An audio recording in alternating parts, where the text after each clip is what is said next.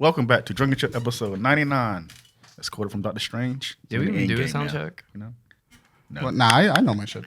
Yeah, you say that and then you get in the post and you're like, You didn't hear what I said. We're in the end game now. Yeah, we're in the end game now, baby. We're in the end game now. This week we're talking about content creation, what's like the content creator. So if you want to be a content creator or curious how that life is, this is what we'll be talking about. Yeah, just some insight into how insane this shit can be. But before I set the tone of the show, breaking news right here. Mm-hmm. Jordan, can you pull up my Twitter right quick? What bullshit is he going to say? Oh, my God. Well, as you're doing that, welcome to the show. As you know, we talk about nerd culture, video games, movies, comics. Why am I promoting your Twitter right now? Because. Okay. Go down.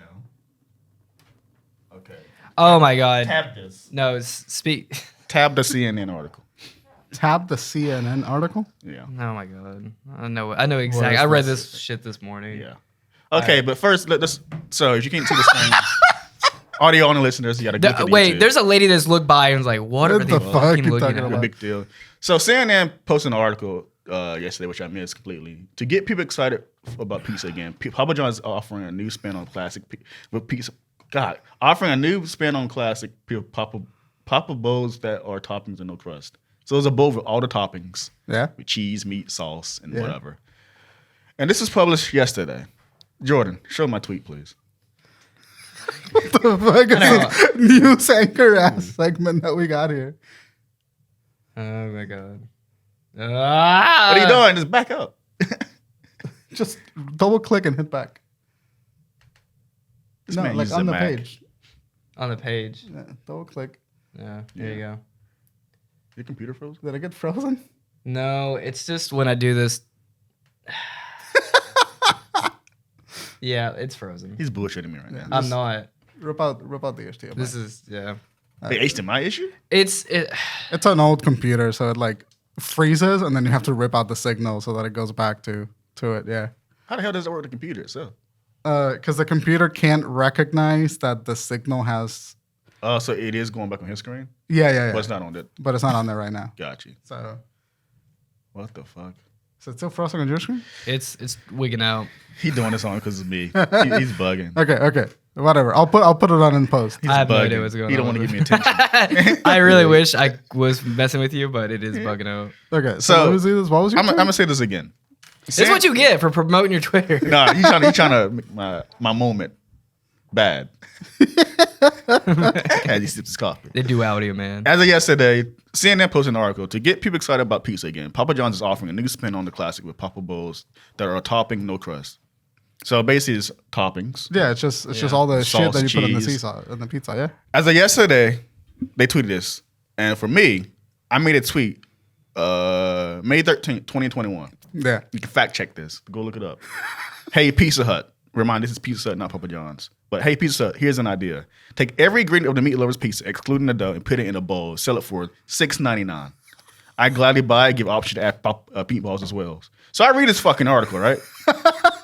Tastes fucking yeah, sinking at the I'm mouth. furious because it's like, you scroll down a bit. Yeah. I mean, they're giving you what you want. No, that's not the point. Here it is. They directly they saw it, and you're like, yeah. Well, I can just fucking... No, I'm not saying. Look. Wait, I'll never finish the fucking story. So at the end of the article, it says the Papa Bowl comes with three varieties: the garden vegetable, which is the vegetable pizza, chicken Alfredo, and Italian meats trio, which is the fucking meat lovers at Pizza Hut. Yeah, they are available to the company's loyal members this week, and it will roll out nationality with Knicks. They will roll out for the members this week, but I guess next week gonna be for everyone. Right. For $7.99. Yeah. They got me from $1. They're $1 higher than mine. Yeah. Are you fucking kidding me? I think the most enthusiastic. No, because it's like. So, sorry, are you mad about the dollar or are you mad about the idea? As quoted from Soulja Boy. Yeah. They stole my whole fucking flow. Word from word, bar to bar. I know you were on the car ride over here. Come on. You were like, I'm going to lay it on. Are you serious? They got me by a year. And it's $1 higher than exactly what I said. That's what I mean when you say it can transition to what we're talking about this week. Yeah, that's so funny. But, wait. Hold on. Stop it. Let him speak. Let him speak. Let the man speak. Fine. God, a black man can't speak in America? Jesus. God. The white man. Yeah, go ahead. Uh, As I was saying, no, go ahead. that's what it says. Like that's one thing you gotta like. Wouldn't it be fucking weird? Like they saw my tweet. Yeah. A pizza guy from any of these companies. None of these companies do this idea until I brought this fucking idea into the world. Turn him down. No one has this idea. No one thought about doing that till I tweeted that. Oh, a year later, Papa John's want to do it now. Yeah. And $1 higher, literally $1 higher than Hey, what you I got to said. accommodate for inflation. Yeah. What? Yeah. You got to accommodate for inflation. So it could have been like $6.99 last Could have been year. $6.99 last year. That's some fucking shit. So You think you directly? Yeah, I honestly So you did think that. someone Look was at like, me. yo, look at me. No one had this idea prior. Look at me. Look at me. But my father worked at the Pizza John. My father was Papa John. doesn't Shaq own Papa John's? Who? Shaq. He's like a part-time CEO or something. They had to bring in someone after. Oh, Yeah, after, black after he guy. dropped the Yeah. N-word. A black token guy. Yeah. The hill up the Yeah, company. pretty much. So Papa John got the meat sweats and dropped the N-word. Oh, that was meat sweats. Yeah. Maybe he eat too much pizza. Maybe you just Yeah. make Dude, you he racist. ate It was piece of 40. grease. He ate 40 pies or He didn't something know like he that. ate 40 pies. That was like the idea. He ate 40 pies over the course of a month, or like 2 testing. weeks, because it was like all he ate. I remember that was Tay's favorite fucking meat. Yeah, it's so Bro, fun. Tay was dying laughing and looking at that sweaty ass. It won't sweat. It was grease. It was sweating pizza grease. What you had to say? He had too many. Oh, take them glasses. We can't both be wearing glasses. We just I actually happen. came out meant to take them off, but I forgot. So it might. No. be like, both of you take off your glasses. How would you get some glasses actually? No, Glass I up, don't boy. want to look like a fucking Glass glass up. You should up. get a Doc Ock glasses. It'll fit you. Doc Ock. Doc You also Ock. remind me The for some circle reason. ones? You always remind me of Afro Molina. I don't know why. Alfred Molina. Oh yeah, Yeah. that's cool. I'll Who's take that. Alfred Molina? Doc Dr. Ock. Ock. He's the actor. He was in Species. Bryan reminds you of him? I don't know why he always does. We have a similar personality. I No, guess. you don't. No, No, stop making I guess stuff the up. facial features or something. I don't know. Well, he's probably Hispanic. at Anyway, some let's point. get to Yeah. meat and potato. So, all right. So you I love that got you so fired up. By the way. Yeah, that's hilarious. so Gave me funny. energy this morning. Yeah. I'm always- good. Keep that energy for every show, please. No. That's just a rare. That's a It's- 99 special. You only The 99 special. That's a shirt, by the way. $6.99. Yeah. It's food. Tay always gets fired up by food. This is true. Oh, this is true. You do get very passionate about food. I have noticed that. I'm getting a side topic here. So Yeah. my coworker, he writes books. Javon Jones. You look him on Amazon. He writes books. Nice. We were talking about how he has issues with publishing and distribution with these fucking companies. Yeah. Some of them he told me a story. I might be fucking it up right now, but they wanted his story or whatever. I can't remember what it exactly, but they're gonna pay him $100. Yeah, his manuscript. Yeah, and over time they kept changing it to like 50 because something happened. Yeah. Then eventually he didn't get paid for it. Yeah. No, that shit Yeah. happens all the time. Then he's talking about writing ideas. He wants to do his own thing instead of like he has his he wants to he doesn't want to deal with that shit anymore Right. because it's too many bullshitters Yeah. with content or his content as a general. Then it gave me an idea. It was like I kind of relate to him in terms of like content creation because you say he writes all these stories and to him they're good Yeah. and he put so much work into them, a lot of effort, energy, time, all that. And I told him that's the same thing with YouTube. Like we put all this effort into like editing or promoting and all that stuff. Right. No one sees it, and it's kind of discouraging at times. Or I told him I used to be like that, kind of discouraging. Yeah. And to him, he he just wants someone to read his story. But I also told him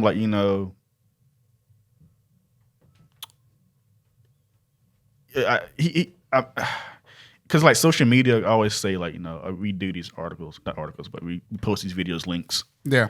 And Twitter has this new system, or Instagram as well. Like you can check who sees the fucking link. Oh yeah. And so people do see these links I tweet every day, or when I post a podcast, Right. and it'd be like 500 views, no clicks. No clicks. It's infuriating.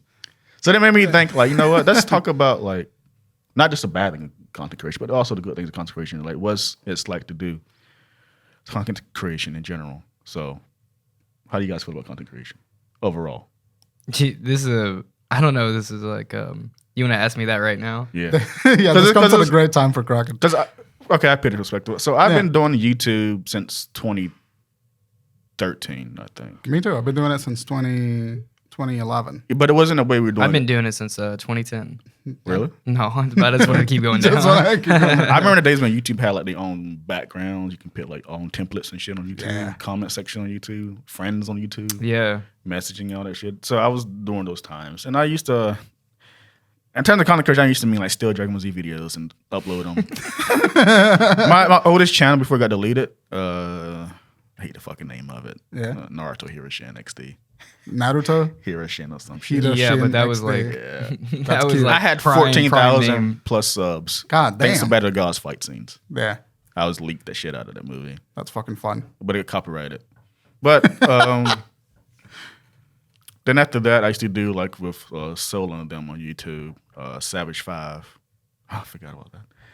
Then now we're doing, and I also did like What is Savage 5? what we're doing now.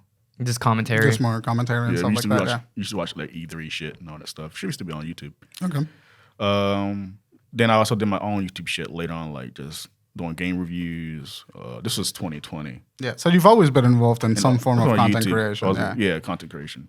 But I never took it seriously enough till 2020 for myself and clearly us. Right. Then we transitioned to us and how we're essentially are content creators now. Yeah. We're just not as known as some others out there, but the effort we're putting to is what content creations do. Right. So I'm pretty sure we all had this moment where, like we make this stuff. Like I do like PS Insight, or for me, my better example would be game reviews. I like making game reviews. I like editing them. I like talking them. Make everything about it. I like doing game reviews. Just the whole process is incredibly It's fun. fun. It's Yeah. very fun.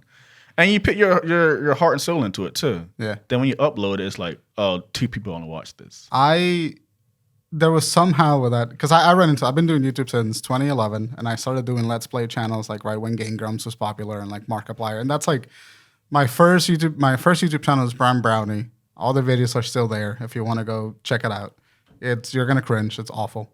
But then we did Press It to Play, and I had the same thought. It was me and a couple of like just a rotating like guest show of like all of my friends, and we used to play like retro gaming, like GameCube and Nintendo 64. Didn't we record an episode? We did record an that episode. never came out. Never came out because we just had the audio. This is when you went to his house, right? Yeah. Yeah. We set up like a big table I remember those. Yeah. and like played Resident Evil 7, but we lost the audio. Your whole Realistic living room game. was like torn apart because Yeah. your parents out of town, and then we were like sitting there. So played Resident Evil 7. It was fucking great. But I've been doing that to some degree, and like my experience at some point, it was that like you would upload it and like 5 people would see it, and then you spend like all of the time like getting a logo together and like putting all this shit together and like trying to figure out what the fuck how people are gonna see this. And I at some point in 2021 when we were doing the show, I like realized that like the way that I can healthily make content is if I acknowledge the fact that I'm gonna spend 20 hours working on this piece of content, and then I'm just gonna throw it over a cliff and never see it again.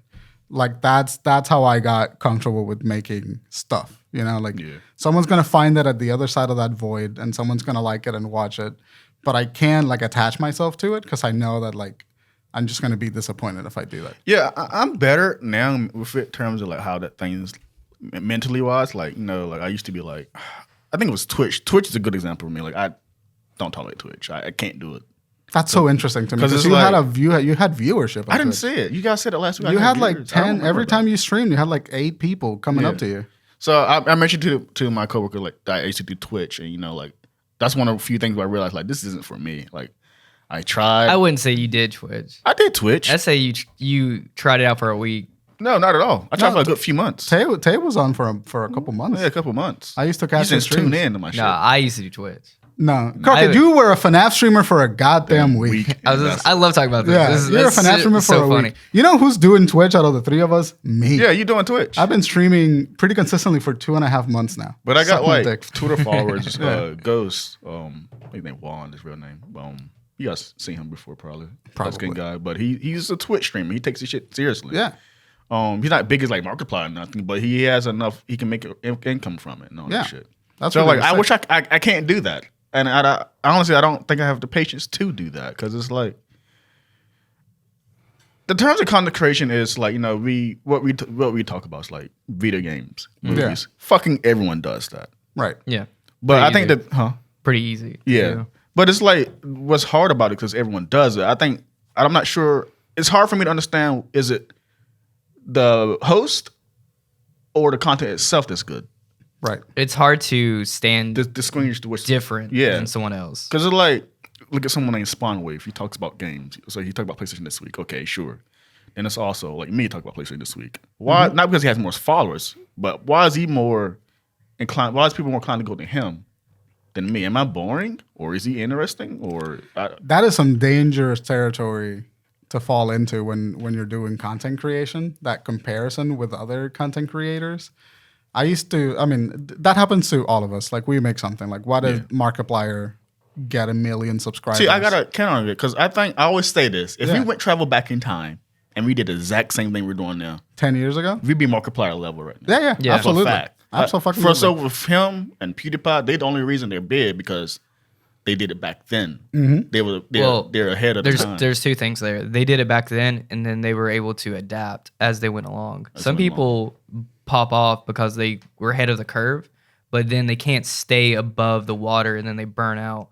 Kind of like if you look at Rooster Teeth now, or Rooster Teeth exploded because they were so ahead of doing the machinima stuff. Or C Nanners. And C Nanners, he just came back. came back. Yeah, I remember he just came back. stopped and just came back. But the stuff like that doesn't. If you don't constantly know how to adapt to like what's new and everything, you won't last for maybe if you explode like that and you make a huge thing. It's because there's a lot of 10 years big max. channels back then that was big, like Markiplier level, but they're just dead now. Yeah. Well, there's an interesting thing that happens. It's what Crockett's saying, where like they kind of have to adapt with what's going on in the YouTube space, like the way that the algorithm changed, the way that the thumbnail presentation has changed, all of that. You do have to adapt to that. But there is also something that happens when you're like PewDiePie, like when you pioneered an entire genre of videos on YouTube. It takes less for you to adapt because people are going to come look for you for that specific type of content. And you've already got such a massive base that it's really hard for you to lose enough traction that you're suddenly not making money off of YouTube. When you're PewDiePie, when you're Markiplier level. Markiplier happened to be one of those content creators that like started off doing Let's Play content and like found a really good niche doing like live action content. Yeah, live action. And Does he do adapted Twitch? really well. Markiplier, I don't think he's on Twitch. He just used the course live He just reaction. does YouTube and like plays and Let's Plays. But Markiplier is one of those YouTubers that adapted extremely well, but also never lost the core thing that made a Markiplier in the first place. He's not toxic either. He's a genuine He's guy. just a genuinely sweet Yeah, Korean dude. And so like you do have to adapt to content creation. And you do have, but also the fact that we're entering the market now is probably the biggest obstacle because it's so saturated. Yeah. I That say it's hard this, to like, stand out. It's overly saturated. Yeah, I say this all the time. It's like you start off at the bottom to just see a content, and it's very hard to kind of float your way up to the top of it. Well, I also did because it's like I remember when I was, I think it was during the process of bringing Drunken Ship back, but I was doing my YouTube channel, the 2020 taping and stuff, whatever. And you know, like I was kind of salty in the mid because it was like, you know, I'm making content, but you know, YouTube has this way, its algorithm. I swear, I could be fucking wrong. You can fucking fact check me, but YouTube doesn't treat its small content creators well at all. None of those platforms do. No, it doesn't. None of the big platforms do. When you click on YouTube, the first thing you see was either Markiplier, Jimmy Fallon, or any other fucking people. Will Smith. Like, you know, like and like so I made like a funny video. Yeah. To both make fun of YouTube algorithm and to trick its algorithm. Right. So I made a YouTube video. It was on my channel. I'm not sure if it's live or not, but I say how to get more, something like how to get better YouTuber or whatever, all that generic shit. And I uploaded on Reddit. So that Reddit comment from 2 years ago still getting comments and likes. That's so funny. And this is probably my most like viewed YouTube channel. What was the video? It's a clickbait. Yeah. I essentially made a clickbait video. It says how to get popular. I can't remember how to get a lot of views or some shit on YouTube, and just cuts to my outro. I just want to see if YouTube gonna respond to that title, Right. that clickbait title, or people are clicking to that. And it gave me views, but it's like it's clickbait too. Yeah. So it's bullshit. Yeah, it is. Yeah, they have a lot of anti clickbait stuff now. No, they don't. They don't have anti-clickbait stuff. Anti-clickbait videos. This is a really interesting part about content creation. YouTube doesn't have a lot of systems to prevent clickbait. Clickbait videos are just so frowned upon that they sexy women thumbnails. Yeah, and they added watch time to like combat clickbait and stuff like that. But the thing that stops clickbait is that your audience feels cheated, right? Yeah. So and they just stop coming around. Like if you clickbait one too many times, the audience stops going around. No, I mean like, well, that's what I'm saying. Like if someone if someone gets clickbaited into a video now, they're less likely to recommend that video to someone because of watch times. Yeah. If it has bad watch times, then it won't. It's the system is less likely to. Yeah, but that happens to videos that aren't even because people have such a short attention span nowadays. That's why like YouTube Shorts content creators are like kind of thriving. Yeah, I hate the short Or we're kind of system.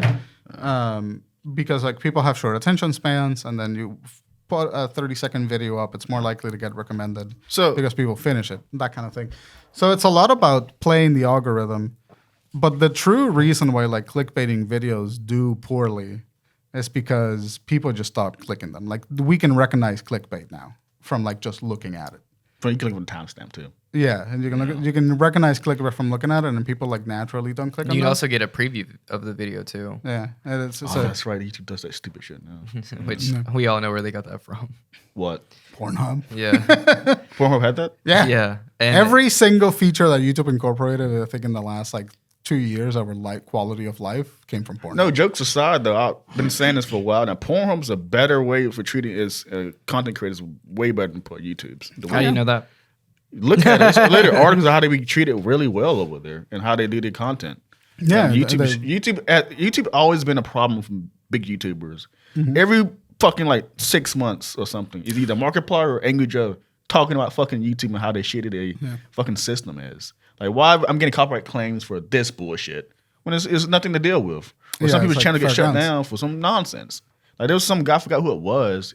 That Penguins guy made a video. Penguin Zio, Charlie. He made a video of someone else, how their channel was getting It was the Act Man and Quantum TV recently. Yeah, yeah, that shit. Like, Where they weaponized the copyright system. Yeah. And that's always happened. That's always happened on YouTube since the copyright system. or like Nintendo's notorious with YouTubers. Like Nintendo's is fucking petty when it comes to content creation. Nintendo doesn't want you to. There was a time when Nintendo didn't want you to make profit from playing their games. Yeah. And it was a big controversial thing, and people had to defend them against that. So, like, YouTube is It's in its infancy. It's still trying to figure out. No, it's not. Here's established it's itself not. already. It's not in its infancy. It's not still trying to figure itself out. It's catering to advertisers. yeah. When YouTube first started out, and this is why people like Markiplier and PewDiePie got really big, because they were just able to make the content that they want and get popular off of that content. But now YouTube is catering to advertisers. It started in 2010 when Google brought them. And so, Yeah. that's really it. And so Yeah. when you're catering to like the advertisers on a platform, now you have to be really careful about what you're allowing on your platform. Because one bad video or one bad controversy and like all of your advertising revenue goes out the window. Yeah. And so now, what are the safest options? Like the people that pay the money, like the Tonight Show, they're gonna pay a lot of money to be featured on the YouTube homepage, or they're gonna like provide advertising, or Coca-Cola or Pepsi or all of these people. So now the environment has changed from being focused on the content creators and more on how do we get advertisement and keep people on the platform. Yeah. So now the people that are really good at reading the algorithm and really good at making content that makes you stay on the platform, whether you like to or not, are the people that get featured. And so that's why we see a lot of channels like the weird Elsa situation, Elsa and Spider-Man situation that happened a couple of years ago. That's why YouTube What was Kids that? Age gate, right? They call it Elsa Gate. Yeah. It was two things kids loved the most: Spider-Man and Elsa. And they just Yeah. Well, they were generated just fucking views. they were using the names Yeah. to generate it. Man, and they had those people in costumes in those videos. Yeah. But it was like, wasn't there some kind of like Well, they were like weirdly sexually Exploiting explicit kids, yeah. and like exploiting kids because Yeah. like parents would like throw it up. on No, their that'd be iPad. good. Who's behind that? It was just a Chinese content farm but it's like or some Eastern content. But who was like the actors in it? just people. Just people. I'd like to get them on the podcast. That'd be a very interesting conversation. That would be interesting. That would be Just be like, what was should be able the- to hunt them down. Has anyone ever had them on a? I'm sure that it's somewhere, somehow, somewhere. But a lot of the problem with this is a lot of those people are like very small time actors. Yeah. They get paid $200 for the day, and then they Just played. they fucking farm it out and they just play it, and they make 600 of these videos. So bringing up partnerships and sponsors and shit. So I remember the days when YouTube partnership was a big deal. Like I'm partnered with what is it? Machinima. So I was doing shit like that. I didn't make much, but I got a partnership. We had I had a contract with Machinima as well. Yeah, you used to get like checks like monthly or whatever. Yeah. I didn't get nothing like check. I just made me change, but I was still part of that thing. But now you notice as YouTube gotten significantly worse. This is why people are saying subscribe to my Patreon now and all this shit now, because YouTube payments. I don't know what happened, but it's not as good as it used to be. It's like the ad revenues. The ad revenue revenue got worse over time, so they decided to say like, you want more content, subscribe to my Patreon or donation. But it's also a lot of the times what happens is that people that are half patrons, like this happens a lot in the community of videos that I watch because it's true crime, and so like it gets demonetized, and YouTube won't give you money for those videos because the content is sensitive. So advertisers are not going to put content. They don't want to put advertisers' content in those videos so they get demonetized. And that's why you get a lot of demonetization videos. That's why you can't say certain things within like 30 seconds of video. What happened really is like we saw a shift of YouTube being like independent media creation to being a sort of media conglomerate. Yeah. It's essentially cable. I wouldn't go that far. I wouldn't go that far as it being cable, but it's got the same attitude as advertisers. A weird, but it's slowly evolving into it's this weird glob of like because right now cable's dead. No, it's not. No. It's 100%. You know, it's 100% dead. Crockett. People say this like 5 years ago. I've been I've been calling this for at least 6 years now about how cable was going to die out. And then they're going to make so many streaming platforms. Because when I said this was only when Netflix was the only thing on the internet. It was Netflix and maybe Hulu. YouTube. Yeah. I mean, that was it. It's evolved, but to go as far as to say, you can never call one of those big media things dead. I mean, honestly, we just talked about Toonami like 2 weeks ago and still kicking ass. So, Yeah, well, that was... Cable. There's an audience for cable. It's not big as it used to be, I agree, but it's still there making profit for but them. like, look, this is what I'm saying is like that, like having a cable box is going out. What's going to happen is a lot of these people, a lot of these shows, they're all going to their own streaming platforms. And what's going to happen is they are going to just start bundling packaging together. So like Disney owns ESPN and Hulu right now.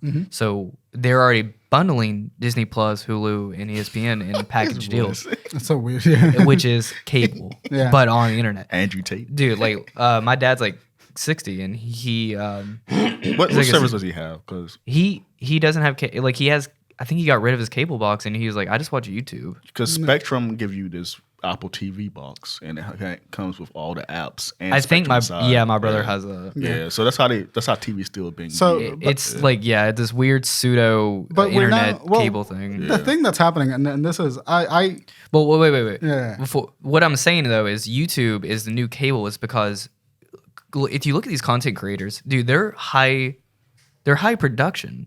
I mean, they're basically like high production TV. There's ads involved. Now it's like this weird pseudo cable thing where there's producers from television coming into YouTube, finding these creators because there's so much different content and it's very direct to exactly what someone wants. And it's in bite-sized forms. There's different ways that they don't have to really be binded like cable is into like commercial ads and stuff like that. So now it's... That's what I'm saying. I agree to an extent. There's something like the TV environment. What's happening is that the mainstream media, which I keep saying mainstream.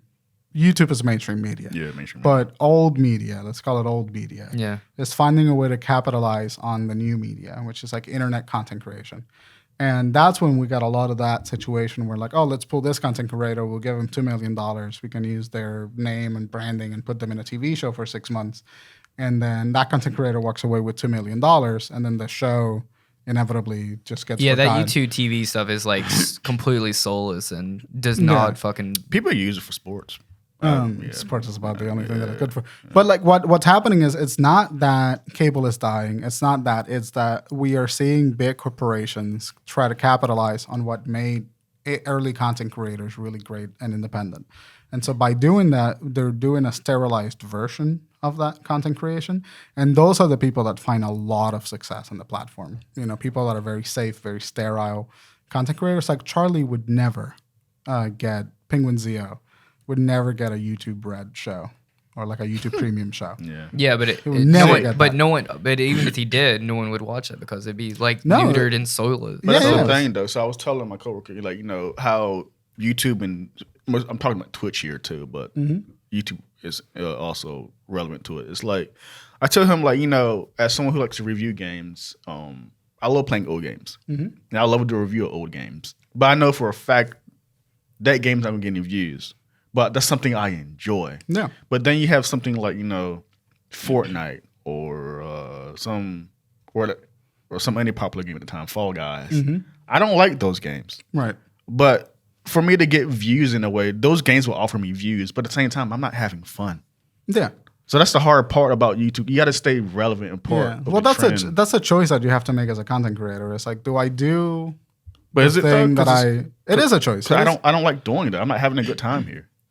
But here's a choice that a lot of content creators face. Do I do the thing that I don't like as much strategically and get those views and get those stats coming in my way to encourage growth, and then sprinkle that in with the stuff that I actually love doing? And so that's the strategy that a lot of people go through. It's like, we'll do this type of content because I know that this type of content gets views.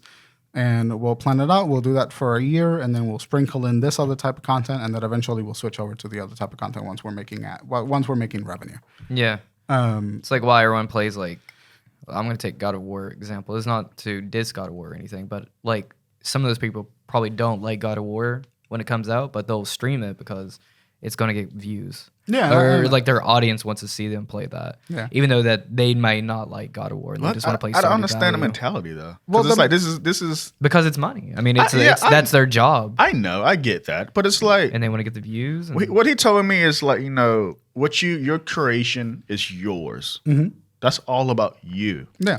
I think in early days of YouTube, that's what the case was, but I don't think it really is. See, that's not the fun part about it, though. It's not fun. See, I think that this is where I get really passionate about this, because this conversation easily gets shrouded with like an abundance of cynicism, right? Like suddenly it's about like, oh yeah, but they're not playing the video games that they actually like, and they're doing this to get the views or whatever.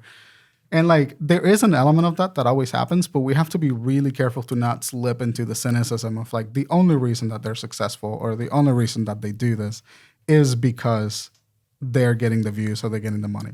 That's not true. They are making strategic decisions to get eyes in front of their content, and they may not always like truly love the game, but a lot of the times they're honest about the fact that they don't truly love the game. They play the game for like 1 or 3 videos, and I was like, what, this is for me. I don't love it. Yeah. We'll finish it off, but I hate this. So like we have to be really careful as like content creators, because what happens is that you see someone play God of War, and you seem like they're not really enjoying the game and they're not really liking it. You get shrouded with the cynicism. You stop believing in the ecosystem. You stop believing in the process of creation because you feel like you're never going to be successful unless you engage with the same level of cynicism that you're looking at that content creator at right now. And you have to be extremely careful as a content creator to not fall into that trap, because it'll make you bitter. You'll look at successful people that are coming on up and up right now, and you're obviously like, why is that not me? They must be doing some of this other like bullshit strategies that I don't want to do. And that's not the case like 90% of the time. Sure, there's some disingenuous people, but a lot of people are making a living streaming to 500 subs on Twitch, and they make enough income to live. And a lot of people are making enough income to live with like 30K subscribers on their YouTube channel. And they're making the stuff that they want to make and are having fun doing it. We just don't see a lot of those people, because the YouTube ecosystem keeps recommending us people like Markiplier and Linus Tech Tips and PewDiePie and like the big boys. So I guess what I'm trying to say is that like when you are watching other content creators, you have to be really careful to not be cynical about their success. Oh, no, I'm not cynical about their success. No, I know. I'm just kind of talking in general. Yeah, like but anybody. If you look at it like someone on the very bottom trying to come up and trying to just to get exposure, they're not probably they will never grow if they just keep playing the same Yeah, they'll never grow if they keep playing the same game, and that's Yeah. when you need to evolve and adapt to the platform if you want to do content creation for something other than fun. I think the goal for most people is probably like do shit, and then get up to the top and be like, okay, now I'm comfortable and now I can start, like I don't need I'm fine here financially, and then I can just keep doing the content that I want to do that up here. guy, Dashy XP. Yeah, I love this motherfucker Dashy. been playing Mario Kart 8 for like 20 years now. Yeah. Whatever. I'm like, dude, I respect the hustle. I don't but- know. I don't know if we should keep name dropping like that. No, What? it's fine. That's They're fine. talking about. I know. I'm talking about him, but it's like he's still playing that exact same fucking game. Well, Yeah. what that is, that's a built-in audience. He's found the exact. But isn't he tired? And that's really the interesting part about content creation is that at some point you really do have to because we are variety people by nature. Just by virtue of the content that we do, we like to review games, we like to review movies. We're not looking at the same piece of media over and over and over again. We switch it up quite a bit. So that strategy seems asinine to us because how can you look at the same thing for 10 years and not fucking want to blow your brains out? Yeah. I know people that exclusively stream Fall Guys. And they're making a fucking killing. Oh off of yeah, I it. do too. I don't fucking know. I thought the game died in like a week. And it blows my mind. But the thing is that we and this is kind of an annoying thing to say because it sounds too optimistic. I think it sounds like I hate cynicism. Me too. I hate the cynicism that has shrouded internet culture. And I hate the idea that everything's a money grab. Everything's this, everything's that, everything's the other thing. It has no meaning. It's like, no, these people are making their money, but they're trying to have fun doing this type of content. And does it come with some drawbacks? Yeah. Would you be able to ever do everything that you want to do? Probably not. But a lot of these content creators that we're talking in the mid-level are making a living doing what they want. And they just have their audiences because they spend a lot of time building up that audience. True. And they have that audience. And I think that the thing that because I keep hearing it, it's just like, oh, he's just popular because he started early, or she's just popular because she's a girl, or she's just popular because they have this built-in audience. That's And not it's to just say though that that's not in some cases. Some cases that is what it is, but it's not for everybody. Yeah, I agree. I genuinely believe if we went back in time and did the exact same thing, we would be Markiplier level. Oh no, I totally agree with that. Yeah. But that's just where the market was Yeah, at the it time. was, yeah. At the time that they started. Yeah. But to engage in the cynicism of being like, she's only popular because this reason, or she's only popular because that reason, or they're only popular because this reason. No, Well, you have to be entertaining to hold an audience attention. Yeah. Well, and here's where I'm getting at. It's like at some point in time, you have to look at saying my content is garbage. Yeah. My content is not. That's how I feel about sometimes, It's yeah. not standing out. What am I doing that it's not?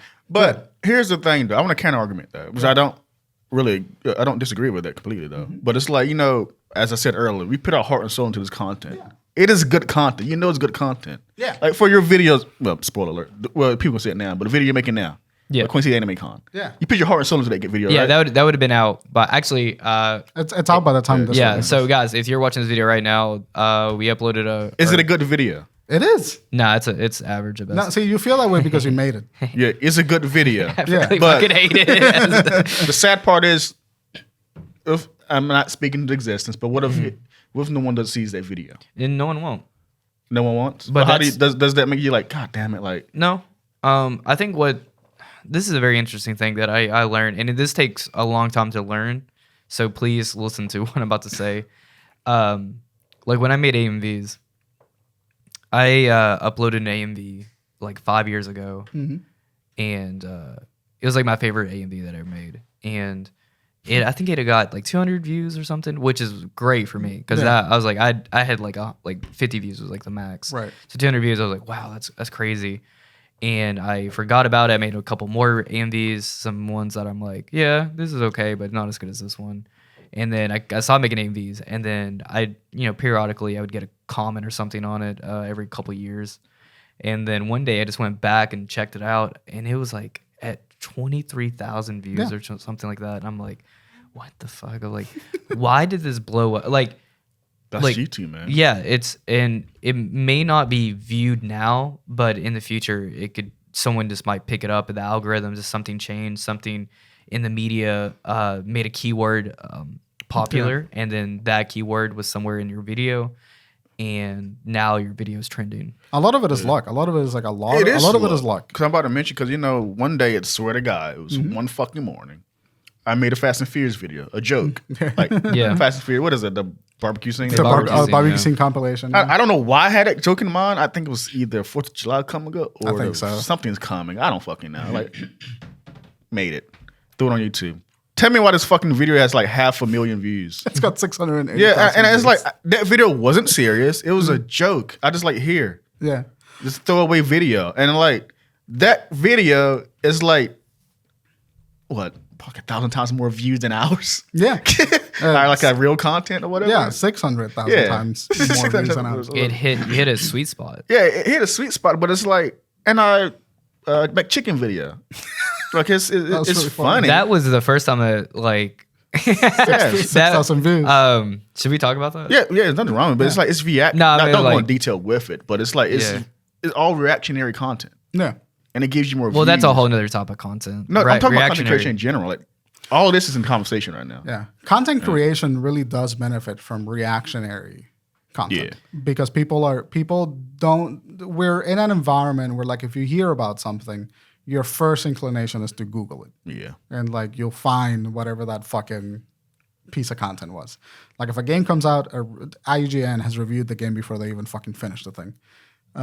Because it's like, oh, we need to be the first one that publishes this review. Well, that's why that's with like game reviews in particular, like why it's so important to get early access to stuff, because then on the day of the release of that game or like the day before the release, you want to have a review up already. But that happens with all types of content creation. It happens with any kind of review content. But people that are reactors, they have to find sort of things that are really. That's why Andrew Tate is getting so much fucking mileage out of YouTube right now. Fucking guy is, honestly. He is the worst kind of. We won't talk about him. He is the worst kind of fucking human being to exist. The best kind of alpha male though, Bryan. Come on now. That's the best kind of alpha male. Is the name worst came kind out of human being. Nowhere. I keep saying people fucking. Yeah. He was a kickboxer and then developed an online course with an MLM funnel that's like, join this and I'll teach you how to be a man and it'll teach you how to hate women. There was I think male.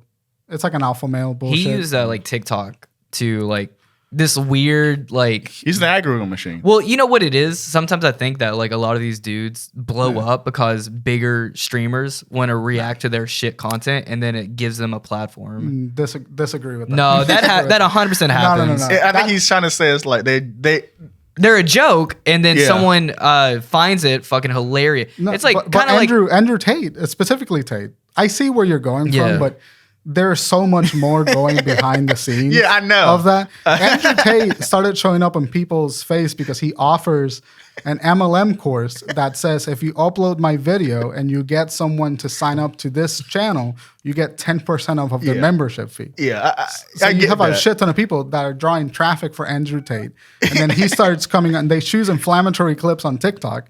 And they go like, do you get a video of him saying it's just like, yeah, women are property, go fuck yourself. And then someone goes like, hey, what the fuck's up with that guy? What the fuck? Like, it's like, but you wouldn't have gotten to that point if it wasn't for like the $100,000 that he put into marketing in the first place. Speaking of Andrew Tate, I want to make this a TikTok, but I would love to talk to, because we're talking about content creation. Mm-hmm.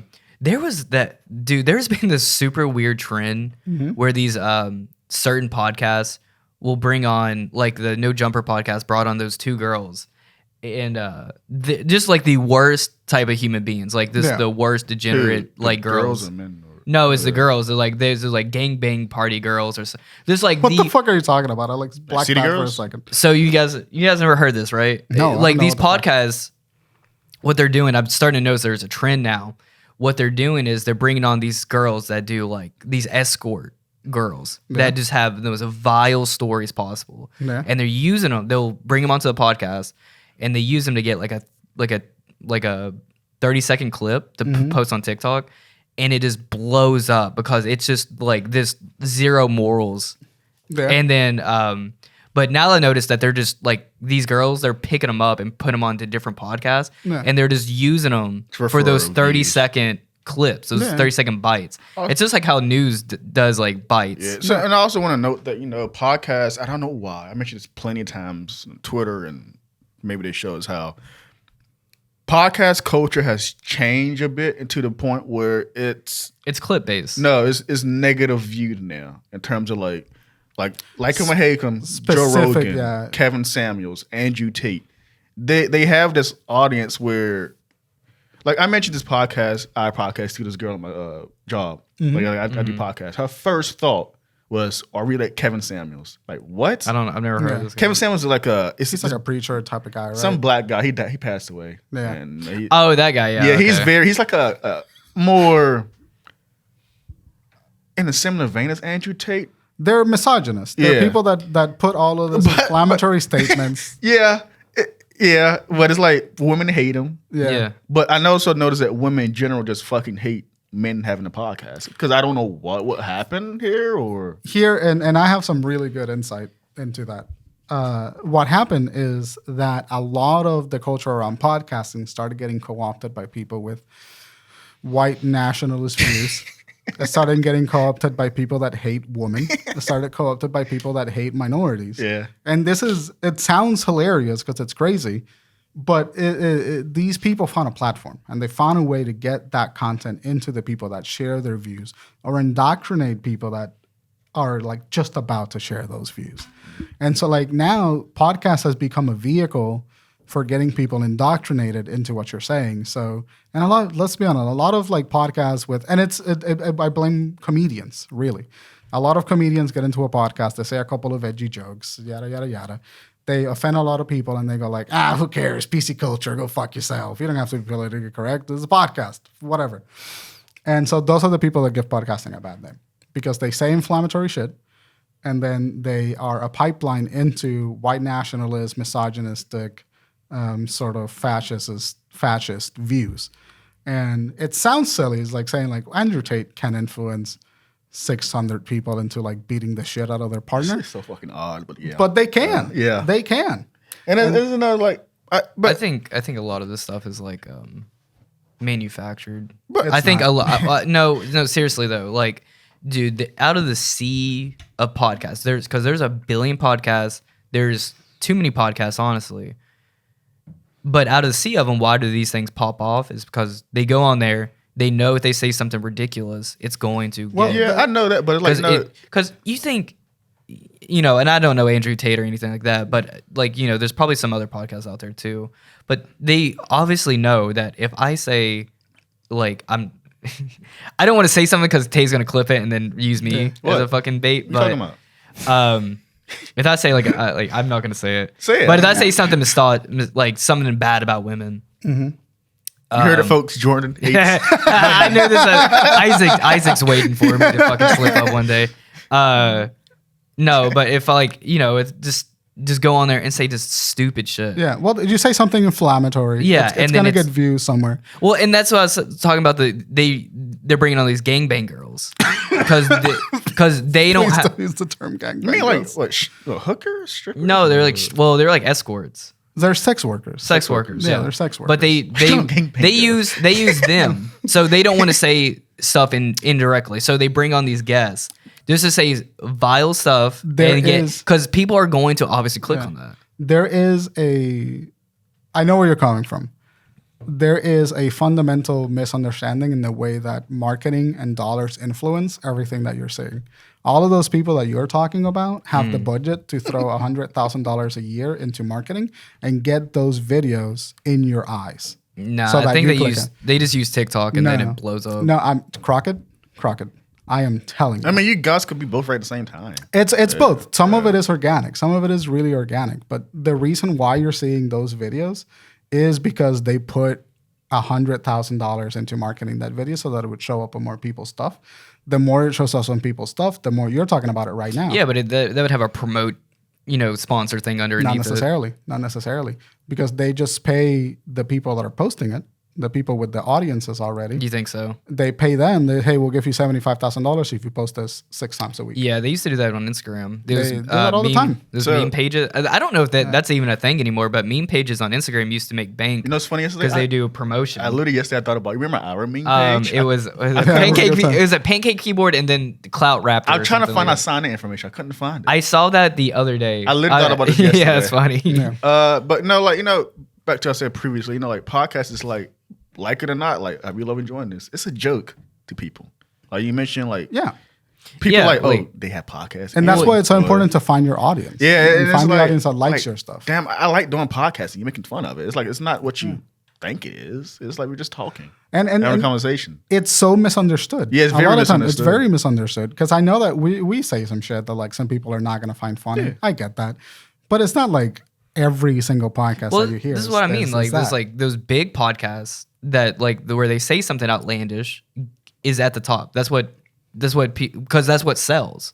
Well, it's right there at the top, and that's why people have this misunderstanding about podcasts are just a bunch of dudes sit around and talk about how much they hate women, and it's this huge misunderstanding when it's like if you go on into like NPR, they're talking about fucking paint drying or something. The NPR is actually a really good podcast. I try to listen to it. I was like, they're really good. They're just very silly. But that's exactly my point. It's like it's both of those things are true. Like the top 20% of podcasts, a lot of them are dudes sitting around talking shit about women. But those things exist at the same time. And so like it's really important for us to find our audience and an audience that understands that we're not like that and understand podcasting and understand the piece of video content that we're doing so that we don't get misconstrued or added to those people. And that just kind of comes with the space. And that's why I'm so anti-cynicism when it comes to content creation. That's why I'm so staunch on being like, no. It's not. Let's not oversimplify it. Let's see the $500 million that they put in marketing this year for that specific piece of content, and let's break that down. Yeah, it's very hard not to be bitter when you sit at the bottom. So let's break it down then, because I've break it down. Kind of more into the negative aspect. Yeah, break it down. I also want to mention the good aspect of being a content creator. So as content creators, we have our maybe weekly, bi-weekly meetings or whatever. Yeah. We break down what we need to do. Yeah, we never talk about like I never see content creators talk about the process. So cool shit. I want to lead into that. So like how is it being a content creator? Your personal opinion of it, or how you feel about it, all that stuff. It is the funnest, most exhausting job I can think of to do. Okay, let me not say that. It's an exhausting job emotionally because you're kind of put through the ringer of like, wow, this video did not do well. What do I got to do to make it better? And then you're constantly trying to figure that out. And if we were relying solely on like YouTube income, that would be a huge stressor. Yeah. Because that's our income. That's how we're surviving. Yeah. But it's also extremely fun, partly because we're not in the position where we're surviving off of YouTube money. It's the process is just great. I love the process of sitting down and going like, okay, I got a Steam Deck. Can I make a piece of content about the Steam Deck? Can I like just what do I want to talk about? This is an interesting thought to me. Like right now I'm working on a video about like the education. It's like a sort of semi-educational video about why Marvel movies need to have a subgenre versus when they don't have a subgenre, and like why the ones without some subgenres are worse than the ones with subgenres. Like for example, like why Civil War is so much better than like Love and Thunder kind of thing. So I'm working on that piece of content. So like the process of sitting down and planning and just going like, this is what I want to talk about. This is the thought that I want to talk about. Oh, I really like Halo Infinite. Let me talk about Halo Infinite. I love that part. That part is amazing. And then the shooting, I'm a video guy. So like I like just all in your alley then. Getting a good shot. I like making it look good, having an interesting edit or an interesting presentation. I love figuring all of those puzzle pieces out. It just so happens that if you're a content creator and you want to do something creative, you more than likely have depression to some degree. You've experienced this extreme lows of content creating and this extreme lows of not feeling motivated to do anything because you're not seeing the success immediately. Yeah. I experienced this, yeah. You have to balance that out. Yeah. And that's really difficult. And those lows are often the biggest obstacle of like content creation. So like you get really motivated and you plan something really fucking cool out, and then you feel the excitement of that. That is the part of content creation that I love. Sitting around in a meeting and just going like, hey boys, we need to make 5 videos by the end of the month. What can we do to do that? Yeah, I think the planning process is like the best part. Is like because it's infinite. Yeah. It's like You're ambitious. there could be anything goes. You can create anything. You could find any different type of ideas, anything like that. When you're making like planning out a video and like stuff like what we did for Queen City Anime Con, we weren't going to do anything for Queen City Anime Con. We were just gonna go, and then Crocodile was just like, "Nah, let's fucking do a panel and let's shoot the goddamn thing." And we ended up making a lot of really cool connections with the Queen City. But the week and a half that me and Crockett were figuring out the logistics for like getting the camera there, getting the photographer there, what are we going to shoot? What kind of content are we going to make? All of those conversations, incredibly fun. They're super spectacularly great because you get to plan out and you get to imagine all the potential that you can do with that video. And it's like, oh, this is how I want it to look like. This is what I want to do. And then the reality of content creation is that while you plan that out and while you do all of those things, when you get to the final product, it's probably not going to look anything like the things that you imagined. That's very true. Yeah. So like for me, like, you know, so my baby, PlayStation Insight, I love that. Well, I'm not admittedly not consistent with it, and I can also be better. Fucking everything about it could be better. Yeah. But I love making it. I love talking about it. And I also put in the thing because I love PlayStation. I love the PlayStation history in its games. But I also know YouTube doesn't have, in terms of gaming, YouTube is more of this retro Nintendo-esque platform where like they like it's Nintendo centric, like Nintendo, the Pokemon, Mario, or Smash, and all that stuff. While Xbox and PlayStation doesn't really have that same community as Nintendo does on YouTube. So I was like, you know what? Let's make one for PlayStation. I like it.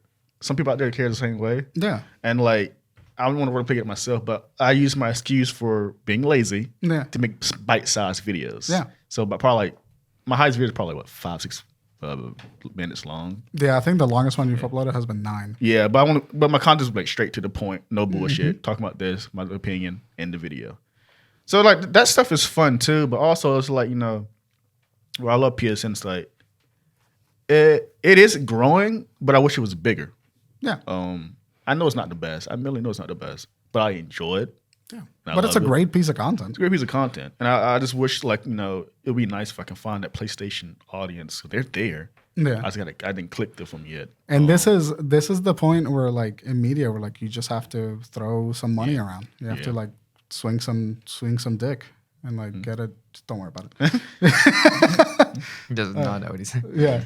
I think, but that's exactly true. Yeah. It's like your content is going to evolve with you. So the more you make it, the better it'll naturally get. Yeah. And I think if you skip the phase of like working through all the kinks, you put yourself in a position where you're no longer enjoying making it because you feel like it should be better, but it's not. No, it's not. I just know it can be better, but I'm not hating it or nothing like that. I'm talking about in general, just for content creation. Like that is the trap that a lot of us fall in, including myself. Like that's why I don't make nearly as much content as I feel like I should. For some reason, compared to like PS Insight feels like it's mine. Yeah. And I don't take that in a bad way. Like this is our thing. It's your baby. PS Insight feel like, oh, this is my thing. And I feel like this is connected to me only. Yeah. It's still part of Drunken Ship though. I know what you mean. Yeah, but it's like you're the only one that produces it. Yeah. You have control over it. What were you gonna say, Crockett? Well, that was like what I was gonna say was with content creation. With content creation, you never want to blow up immediately because you're never gonna learn the lows. There's gonna be a lot of lows and highs. The epic highs and lows of high school football. You need to eat shit for a couple years. Yeah. And you need to constantly learn how to grind that before you blow up.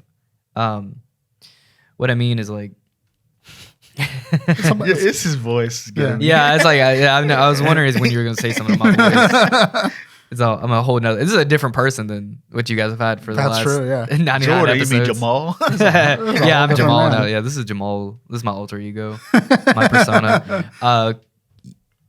Look, like just making content, you have to learn. A valuable lesson is just keep making it, and do not worry about the views, which is very, very hard to do. Especially in today's ecosystem. Yeah, because you're going to start on look, there's like a billion views, or there's a billion videos on YouTube right now. That's exactly just like you. Upload it now. And right when you upload it too. Everyone's doing the exact same thing. You're not going to pop off randomly. If you do, that's a fluke, and that's 1 in a million chance. And then usually those people do not last that long when they do that. Like they need to go through, you need to get like trained up first. But you have to get in this mindset where I'm just going to upload what I need. I'm just going to upload, twice a week or once a week or something.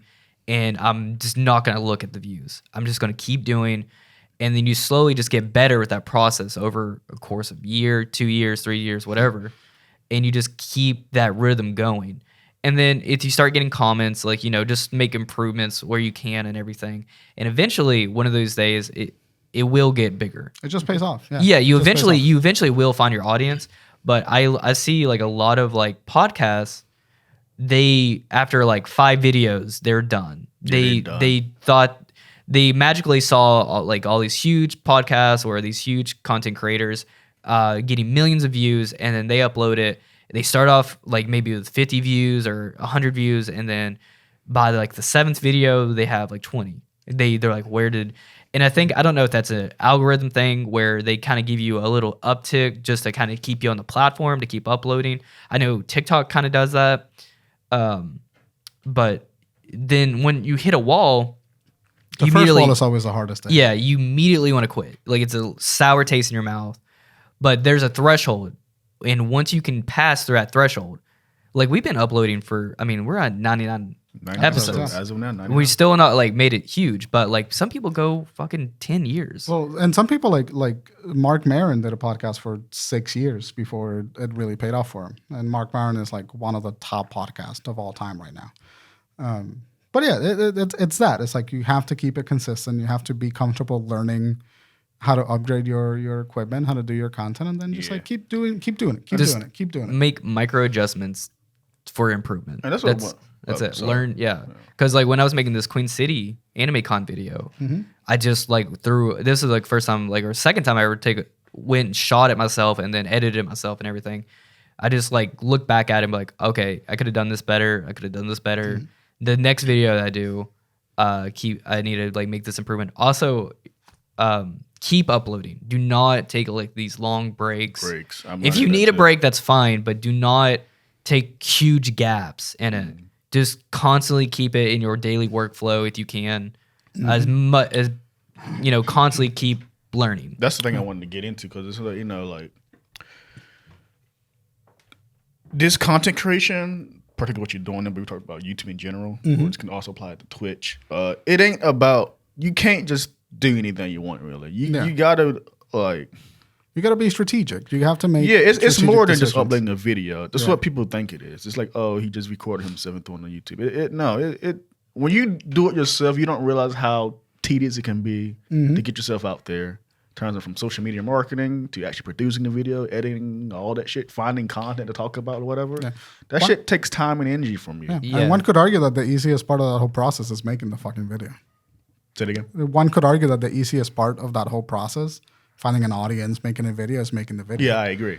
And it's like everything else that comes after you post the video is like really what the nightmare is. Just like admittedly, I am struggling like with PS Insight. There's ideas I got in my head, but like in terms of like for PS Insight, it's kind of hard for me to like talk about something because PlayStation news in general is kind of dry. Right. I'm waiting for them to say something so I can make a video off that. But it's not. You don't do that. Admittedly, you got to work around that problem. Yeah. So I don't have an excuse. I'm calling myself out. I don't have an excuse to not have a PS Insight video out right now. Right. Because I'm waiting for someone else to respond or waiting for someone so I can respond. I could be making like a PlayStation game review or PlayStation history video review or something like that. But I'm not. So you got to find like obstacles. It's fun. I'm fucking critiquing myself and helping myself out. It's right obstacle now. solving. Like you run into an obstacle. What do you do to get out of that obstacle? You got to find solutions for yourself. And that is my favorite part of content creation. That is where I really thrive in content. Like if you told me right now, it's like, hey, I want to make a video about PS Insight, but there's no news. My immediate thought is just like, okay, let's figure out what you're interested in. That's not brainstorm is like one of my favorite things to do. Let's figure that out. That's the thing. It's a lot of brainstorming and content creation. And that's like a very hard thing. That's probably one of the hardest things about doing content creation is just how do you be original? What is new? That's what is the hardest part. What are you going to do to stand out? I have a really interesting philosophy with that. Is that a lot of the times you got to do something to stand out. Sure, you got to stand out from the crowd, but I don't like the word original. Sometimes it's okay to just do something that someone else does, but just do it. Yeah, but better. You also, I agree. Do it in your own way. Yeah. You have your own taste to it or flavor to it, whatever you can call it. But it's like, so like when you see all these YouTubers and content creators you love, they're doing the exact same thing what we're having right now in terms of like how the fuck are we going to make it? Except they have a staff and they have people that they pay to help work on that. They have a manager. Yeah. I have a theory. I think it might be actually honestly more stressful because we're at the bottom. We have nothing to lose. Yeah. When you're making a living off YouTube and if you make the wrong step and now you've lost an audience and you've lost sponsors, you've lost money. That's a lot. That's a tight. That's a harder tight. That's a hard pill to swallow. That was actually a kind of a controversial thing about around like 2013, 14, where like Boogie 2998 and all that shit. It was like I remember he made a video like, why the fuck? Like for me personally, if I was at their degree, I would not rely on YouTube only. I would have some backup. No, you have to diversify. Yeah, that's scary as fuck. Cause what you said is like one fuck up video, cancel whatever, you're done. I can't remember what year it was, but it was when Ethan Klein and Keemstar were having beef together, and then they started attacking each other's sponsors, and then it started this huge controversy among YouTubers because they're like, "That's fine to talk shit about somebody. Do not attack someone's like paper trail." Yeah, and I was like, Keemstar was the one doing that. Keemstar is a shithole. I hate his fucking content he's in general. Disgusting content creator. Yeah. But that's so. I think the contrast between how that one incident and then how YouTube started when it was just people. Just fucking around. Just fucking around. And it also, it's like people used to just upload content just because there was no money involved. They just wanted to show it to their family. And that's how sometimes like I feel about like when I hit the upload button, I'm like, I'm not doing this for money. It like the Queen City Anime Con video, if I wanted to monetize that, I would make it 10 minutes long or something like that. Because that was like a whole thing. Like if you could make a video 10 minutes and 1 minute or 1 second, it'll have 2 ads. Yeah. And a lot of people's content suffer because they were in that mind thinking they could have made a better videos, bite size, and made it sweet to the point. Yeah. But they got to fluff it up just so they can make that ad revenue. And that's where quality kind of diminishes and everything like that. I'm kind of curious, not curious, but like the contrast of that. I wonder if there will be another website like YouTube where it's not. Or something where there was no money involved, and it's just another. There have been instances of that, but suicide. They don't succeed by virtue of YouTube being so big. Yeah, but eventually, what I'm saying is the content will get so diluted and the money will just be like number one priority. That like original content's not being, or like people that have like. Because like this is what I'm saying, like when you have nothing but like Markiplier or just the night show and everything, that's like what's in your face, and it's very hard to find like someone very unique, and you're trying to content creators are trying to find their audience, but the audience is also trying to find that one content creator that speaks to them directly. That's very hard when you're trying to dig all the way down through all the other content.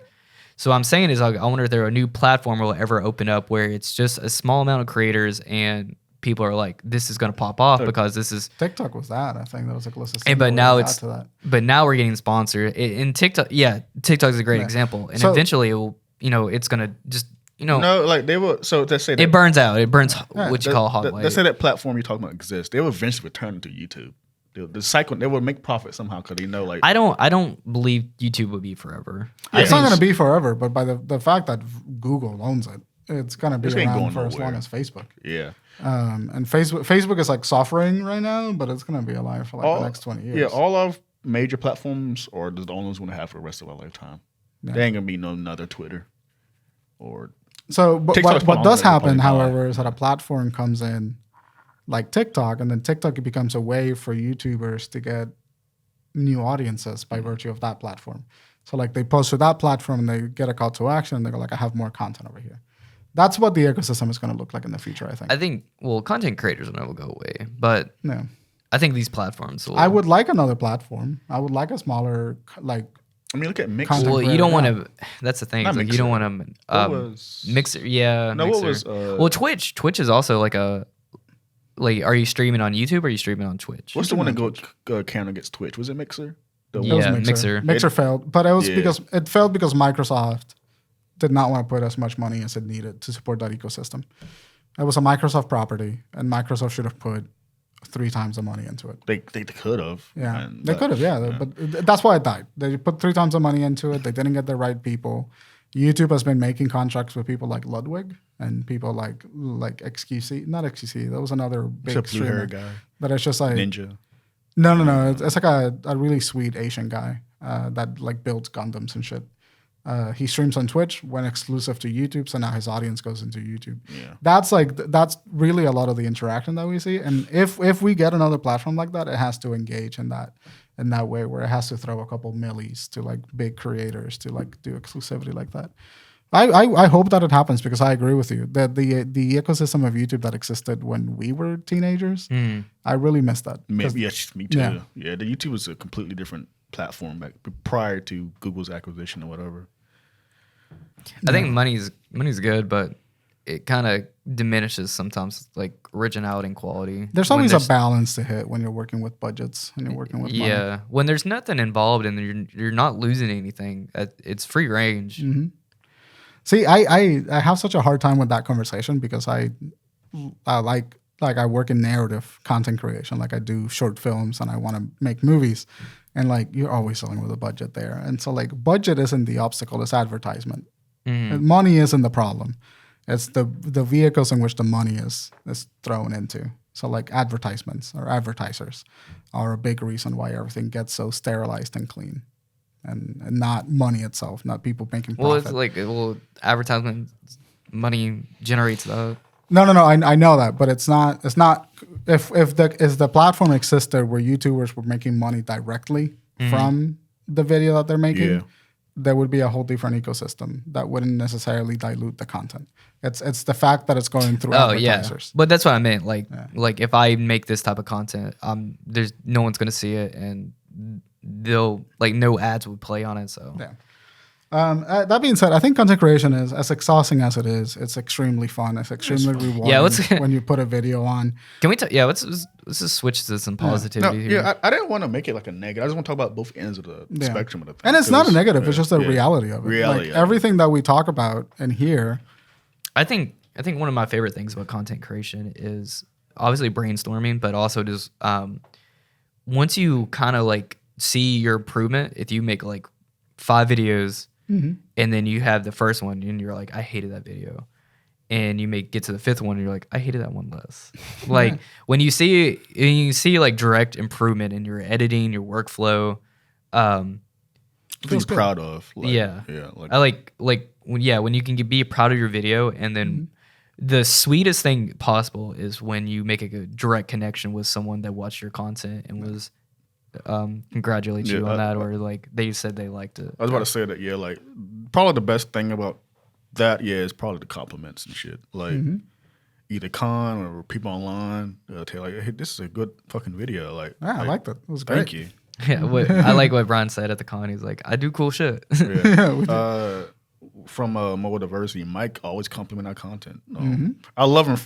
He said it, but he's probably drunk at the time too. But Fredericks loves the shit Fredericks about is so content. funny, That really means a lot though, because it's like Sometimes that small compliment, Yeah, like it you drives like you you to don't do it. understand. Sometimes like these small creators, they would have been suffering for a half a year, and just that one compliment will gas them up and just pick them up. there will also be shitty comments too. Yeah. I learned from Joe Rogan, don't read the comments. I'm gonna follow that philosophy too. Like don't read the comments. read the I read comments. everything. Yeah. I read fucking everything that happens. I would say this is a very hard thing to do, but just try to read it with a grain of salt. Take, a critique versus like, My favorite thing, my favorite thing to do when I was doing the Press It to Play channel, I got a couple of like negative comments. It was like my first time encountering some negativity, and I remember reading it. And this is where I knew that I had like the mentality to be a content creator, because I read that guy saying like a bad comment, like just mean spirited shit. And I was like, man, fuck that guy. And then I went on to record another 6 episodes of that same series that guy hated. And despite of making more content that guy hated, that I know he saw because he commented on another video, made me feel so fucking good. Yeah. That's my old YouTube channel. People used to comment on my old videos like, this is a terrible video. Like, fucking hate it. Nah, go fuck yourself. Yeah, but it happens. Yeah. There'll always be people that just trying to fucking hate you. That people that just come there. You know what I dislike your hate the video. most though is like when it sits with you. Yeah. Because yeah, When, like you, when you those- read a comment that goes like, "Oh man, it's not even related to the content." I was like, "Man, that guy had a really big nose," and you're just like yeah, fucking oh fuck. sitting with it for a week. Man, something like that happened No, to me it's like a before. year. You're like and then like it just like that video, like you still remember that guy's comment. Yeah, What video you talking about? It got to be recent. What? What's that? What was the comment? What that I read? Yeah. No, I'm just saying like in general. Yeah. Like I've had fights on YouTube or not YouTube, but I've had fights on Twitter. Yeah. And sometimes I still think about it. Like just because I think if someone's saying something to me, I could just forget. Yeah. But when I have to read it in my own voice, I think it sits with me a lot longer. Twitter driven my clapback culture is corny. But like for one YouTube I look at that makes me laugh is, and they took it out of context. My Spider-Man Miles Morales reaction trailer. How I was super hyped. yeah. And someone commented like, "Why is the guy above Tay is not fucking excited? He looks disappointed." Oh yeah, me. Yeah, that was me. But he's clearly excited. Yeah. He's just different from me in terms of Yeah. excitement. But it's like people are like kind of like I have an answer for that, but I'm not gonna go through every comment and have to answer that. yeah. But the reason I Just realized say you that hate it black was people, Crockett. oh my god, yo, What'd you just call me? Bleep that out, man. I'll be on Joe Rogan next week, everybody. You can give us views then. Bring the alt-right audience to us. Joe, I would just want We to say, bring them in, we make them think that we're with them, and then we upload like the most feminist, like black shit that they've Some ever seen girl in did their life. that with the mother crowd. Pay So for college funds. So funny. Yeah, she Scammed them. Yeah, scammed them. But Anyway, go on. I realized the Miles Morales thing was like not a full game. I'm like, this is not Spider-Man 2. And that's what I was like, Spider-Man 2. I'm like, that's way too soon. And then I realized like this is gonna be short content. Yeah. And that's why I was not as gassed up as Tay. And then someone Great. was like, it's like, why is this guy not as excited? I was like, Really fun 5 hours though. That was What great. was it? That was 10 hours. I was right though. I was like, yeah, this is it's a small game. Yeah, no. I didn't but- complete it though. I just went through the story. Anyway, I think that content creation is tricky because you're constantly fighting yourself and your own motivation and your own emotion, and then you constantly have to look at a notebook or a board and just be That's like, what it is. Like a fucking, what do I do now? What do I want to do? And then you have to like go to work and fucking come home and make it Yeah. on your free time. And it's a lot to balance and it's a lot to handle, but it is excruciatingly fun. And I wouldn't I wouldn't change. I wouldn't change anything except just keep doing it to get better. Yeah, I think content creation is definitely a double-edged sword. You're gonna hit like a high and a low at some point. It's inevitable for it. Yeah. Yeah. But use that one moment when you see some kind of results. Like I hate that this is gonna be what like kind of kept me going.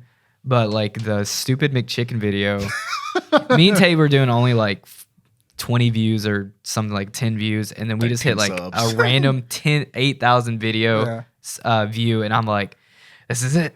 But like, but that's what. But like, that was like a valuable lesson in learning. It was like, oh, it could pop off at any moment in time. It does not matter. Yeah, YouTube is like one big puzzle you got to figure out. Yeah.